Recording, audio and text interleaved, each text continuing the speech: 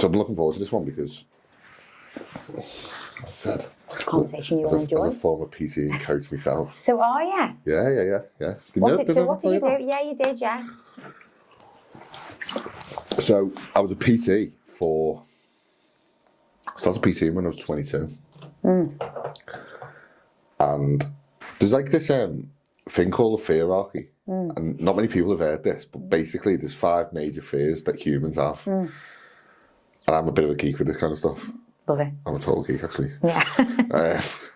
So 3 of them are like just like primitive fears. They're like fear of getting eaten by a lion or like fear of like getting hit by a car. So you just avoid that stuff. You naturally like break your fall when you fall over a rope or something and put your hands out. So that's like the first one. And I can't think off the top of my head what the other 2 are. But like fear of starvation. It's something like just human like that. But there's 2 that I always think about when it comes to like content, coaching, fat loss, like all that stuff. One is fear of being judged. And the other one is fear of not living up to your own expectations. So fear of being judged is like, well, I've got my friend, I've got my friend group. I've got my friend group, and they're all slightly overweight, and they're all 47 and going through the menopause, and they're all a bit gossipy and bitchy. And I really want to do this thing, but I don't want to be judged by these people, so I'm just not going to do it. God, that's probably a large portion of my clients. And sometimes it's hard because it's like your sister or like your mum. You know what I mean? Do you know what though? You know the opposite side of that, I've got to say. The women who overcome that fear, the ripple of change they create. Yeah. Because everyone else in that little lobster pot or whatever is crab bucket or whatever the expression is. They've all got the same fear. Lobster pot's the chippy in town, So I know it is, yeah. Food on the brain. Oh, I've been there after a few naughty nights out, to be fair. No, I've never done that, but... I don't believe you. Coming out the back end of Matthew Street. Yeah, but so everyone else in the same circle. Well, I know, yeah. Is it still going, the lobster pot? It's probably a souvenir shop now. I'm going to get shut down for like fucking health and safety, I don't know. Oh God, don't.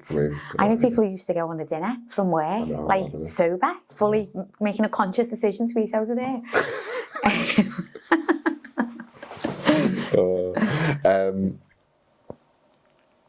Yeah, you're right though. Like, you're right. But like, the people, especially women who do overcome that, it's almost like at the start you'll get this like sort of like bit of bitchiness or a bit of cattiness or like a bit of gossip or whatever, or people be like, why are you doing that or doing this?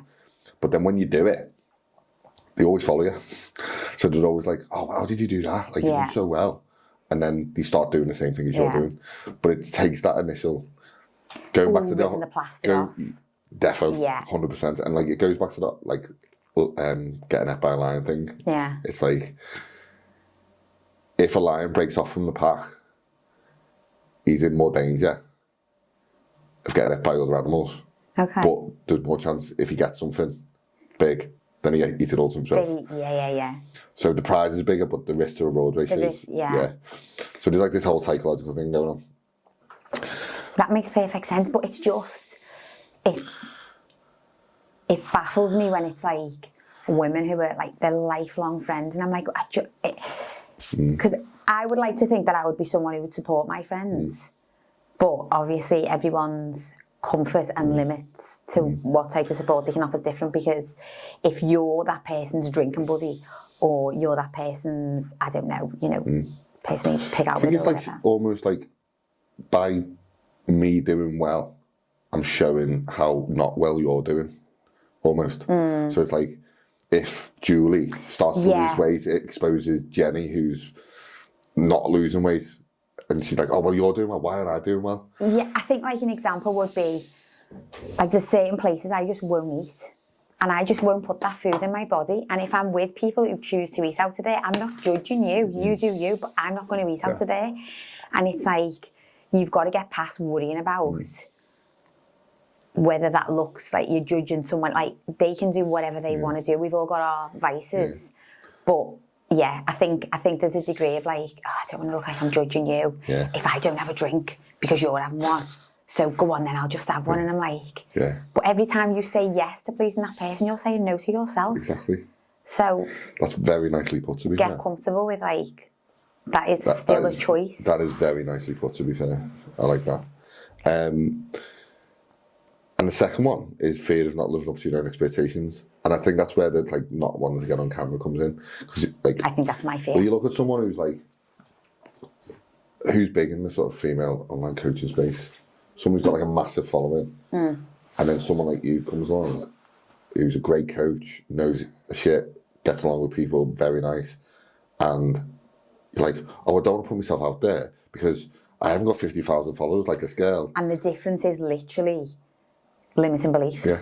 Because this person just fully believes in themselves. And what people don't understand is then, what would you rather? Would you rather have a captive audience of a small group of people that you can really genuinely help and get along with, and a community of people that you love, they can help, and people come to that community because of you? Or would you rather have 100,000 followers that are not engaged and you never have any contact with them? Yeah.